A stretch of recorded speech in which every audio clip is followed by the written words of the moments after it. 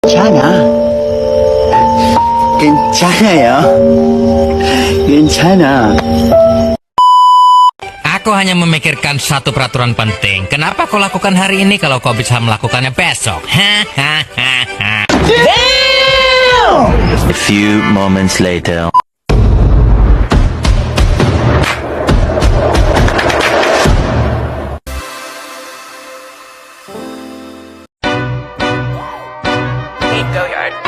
I got so much motherfucking design on right now.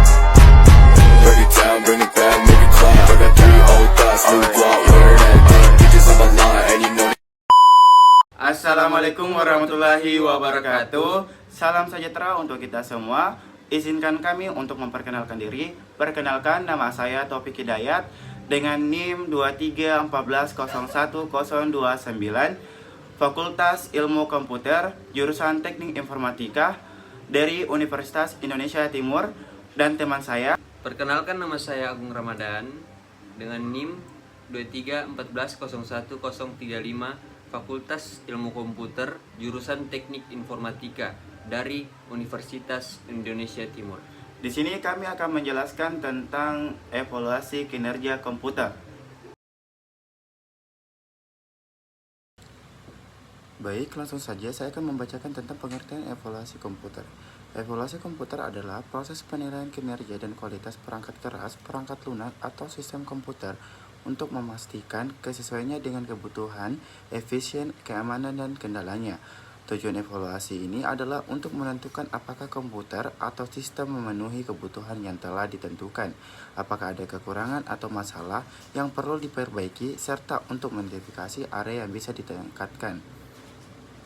Evaluasi kinerja komputer dapat dibagi menjadi beberapa fase penting yang mencakup perkembangan perangkat keras, perangkat lunak, dan arsitektur komputasi. Perkembangan perangkat lunak seiring waktu komputer menjadi lebih cepat, lebih kecil, dan lebih efisien energi, dengan kemampuan untuk menangani tugas yang lebih kompleks untuk mendukung. Langsung saja saya akan membacakan tentang evaluasi kinerja komputer generasi pertama. Komputer generasi pertama pada tahun 1940-an hingga pertengahan 1950-an menandai evolusi dimulainya era komputer modern. Berikut adalah poin-poin penting yang bisa kita angkat dari komputer generasi pertama. Yang pertama, teknologi utama, tabung vakum. Komputer generasi pertama menggunakan tabung vakum sebagai komponen utama untuk memproses data. Tabung vakum berfungsi sebagai saklar elektronik, mengontrol aliran arus listrik untuk mempersatukan data biner 0 dan 1. Masih efektif, kekosongan tabung sangat besar, cepat panas, dan sering rusak, yang menyebabkan komputer generasi pertama berkurang besar dan memerlukan banyak perawatan. Untuk kecepatan dan kinerja performa lambat, Enhanced Internumeric Electronic dan komputer, sebagian komputer ini tidak memiliki kemampuan multitasking, semua tugas harus dikerjakan secara berurutan. Yang ketiga, panduan pemrograman dan operasi. Komputer generasi pertama diprogram secara manual menggunakan bahasa mesin yang untuk menjalankan program, operator harus secara fisik memasang kabel dan saklar di panel kontrol yang membuat prosesnya lambat. Yang keempat, penyimpanan data. Penyimpanan data menggunakan media seperti kartu berlubang atau biasa disebut dengan pita magnetik. Kapasitas penyimpanannya sangat terbatas sehingga hanya bisa menyimpan sedikit. Kelima, ukuran dan konsumsi energi. Komputer generasi pertama berukuran sangat besar, mengisi satu ruang penuh. Misalnya NES memiliki berat sekitar 30 ton dan mengkonsumsi listrik yang sangat besar. Karena ukuran dan konsumsi energi yang besar, komputer generasi pertama tidak praktis untuk digunakan di luar lembaga penelitian. Yang keenam, aplikasi dan penggunaan. Komputer generasi pertama dirancang terutama untuk keperluan militer dan penelitian ilmiah. Salah satu penggunaan pertama NES adalah untuk menghitung tabel balistik selama setahun. Selain itu, komputer ini digunakan dalam proyek-proyek ilmiah untuk melakukan perhitungan matematika yang rumit. Yang kedua, evaluasi kinerja komputer generasi kedua. Bukan hanya bobotnya yang sangat berat, namun juga bentuk komputer generasi pertama sangat besar, bahkan panjang mencapai 30 meter dengan tinggi 2,4 meter. Bayangkan sobat, atau komputer saja berkurang sama dengan satu rumah dan membutuhkan daya listrik yang sangat besar, sebesar 174 watt. Perkembangan komputer dari masa ke masa pun mulai tampak signifikan. Hal ini tidak luput dari jasa para ilmuwan yang hebat. Komputer generasi 2 ini hadir di antara tahun 1964 hingga 1971, di mana tabung-tabung seperti pada komputer generasi pertama telah digantikan oleh transistor. Adapun 3 ilmuwan yang telah berhasil menemukan yaitu fisikawan asal Amerika bernama Johann Barden, Walter Hausen-Braten, dan William Broughton adalah orang yang berhasil menemukan penggantian tabung hampa bernama transistor, yaitu alat yang menggantikan tabel vakum di radio, komputer, dan televisi, sehingga ukuran mesin elektronik yang tadinya besar menjadi lebih kecil. Pada tahun 1956, transistor mulai dipakai dalam teknologi komputer. Selain itu, ada penemuan lain berupa memori inti magnetik yang mampu mengembangkan komputer dengan lebih cepat, lebih kecil, dan lebih bisa diandalkan jika dibandingkan dengan pendahuluannya. Generasi kedua ini komputer sudah menggunakan bahasa assembly. Nah, bahasa tersebut adalah bahasa singkat-singkatan untuk menggantikan kode biner atau bahasa mesin. Mesin tersebut sangatlah mahal dan bisa dibilang terlalu kompleks untuk kebutuhan bisnis, hingga membuat populernya terbatas. Sayang sekali kan, hingga pada awal tahun 1990-an komputer generasi kedua sudah mulai digunakan untuk urusan yang lebih umum seperti pemerintahan, universitas, dan bisnis. Pada masa ini terdapat salah satu contoh penting komputer yang diterima secara luas di kalangan industri, yaitu IBM 1401. Bahkan hampir semua bidang bisnis menggunakan komputer generasi kedua untuk memproses data mereka, misal saja informasi dan data keuangan yang dilakukan pada tahun 1965. Program-program dan bahasa pemrograman yang tersimpan di dalam komputer memberikan fleksibilitas pada komputer. Nah, fleksibilitasnya ini membuat kinerja dan harga komputer meningkat lagi untuk penggunaan bisnis. Dari segi kinerja, konsumsi daya ukuran dan kegunaan komputer pada generasi kedua ini sudah jauh lebih berkembang dibandingkan dengan generasi pertama. Namun, perkembangan tersebut terjadi secara bertahap, begitupun yang diharapkan pada komputer-komputer generasi selanjutnya. Adapun ciri-cirinya, penggunaan daya lebih kecil sehingga lebih hemat dan efisien. Penggunaan transistor sebagai pengganti vakum tabel membuat ukuran komputer ini lebih ringkas jika dibandingkan dengan generasi pertama. Menggunakan memori yang cukup besar, penerapan penggunaan aplikasi yang lebih luas, dan kehidupan telah menggunakan media penyimpanan eksternal terbentuk programmable disk, proses operasi yang lebih cepat, mulai menggunakan bahasa pemrograman seperti COBOL, ALGOL, dan Fortran.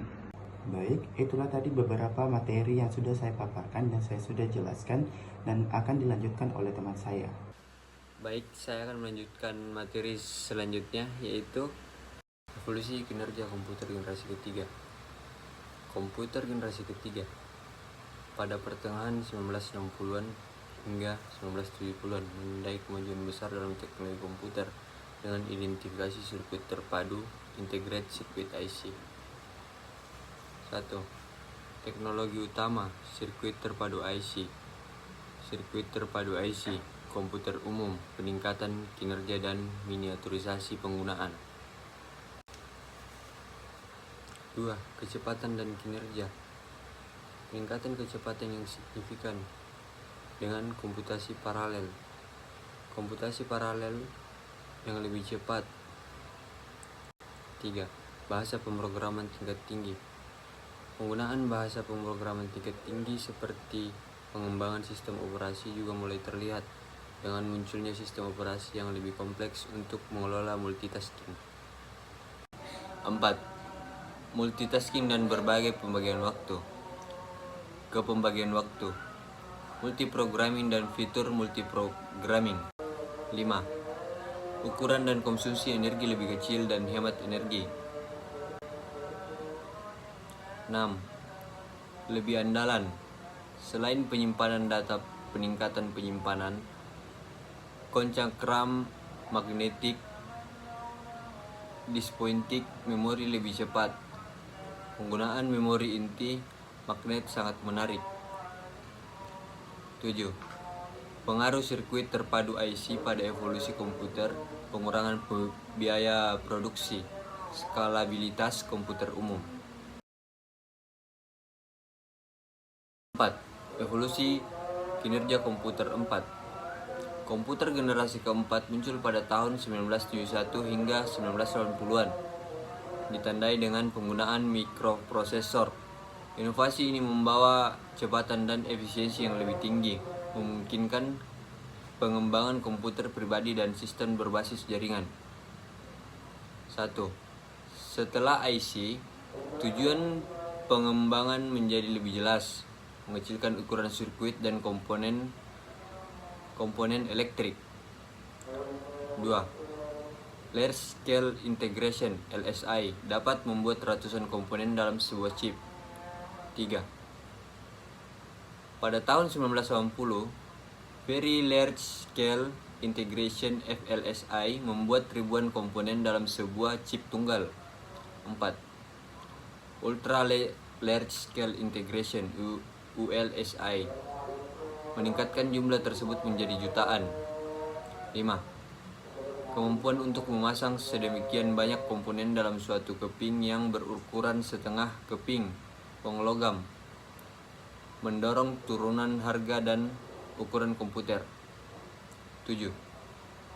Chip Intel 4004 dibuat pada 1971, membawa kemajuan pada IC dengan meletakkan seluruh komponen dari sebuah komputer, Central Processing Unit, memori, dan kendali input-output dalam sebuah chip yang sangat kecil. 5. Evolusi kinerja komputer generasi kelima. Komputer generasi kelima dari 1990 hingga sekarang menandai era baru dalam komputasi dengan fokus pada kecerdasan buatan AI, komputasi paralel, dan teknologi umum. 1. Contoh imajinatif komputer generasi kelima adalah komputer faksi HAL 9000 dari novel karya Arthur C. Clarke berjudul 2001 Space Odyssey dengan kecerdasan buatan artificial intelligence. Hal cukup memiliki nalar untuk melakukan percakapan dengan manusia menggunakan masukan visual dan belajar dari pengalamannya sendiri. 2. Von Neumann akan digantikan dengan sistem yang mampu mendekorasikan banyak CPU untuk bekerja secara serempak. 3. Teknologi superkonduktor yang memungkinkan aliran elektrik tanpa ada hambatan apapun, yang nantinya dapat mempercepat kecepatan informasi. 5. Lembaga ICOT, Institute for New Computer Technology, dibentuk untuk merealisasikan proyek komputer generasi kelima. Keberhasilan proyek komputer generasi kelima akan membawa perubahan baru pada paradigma komputerisasi di D. Baik, dari 5 materi tadi yang telah kami sampaikan, ada kesimpulan semakin berkembangnya dunia teknologi, evolusi komputer generasi demi generasi menunjukkan bahwa komputer semakin kecil, semakin cepat, murah, dan hemat energi. Sekian materi dari kami. Wassalamualaikum warahmatullahi wabarakatuh.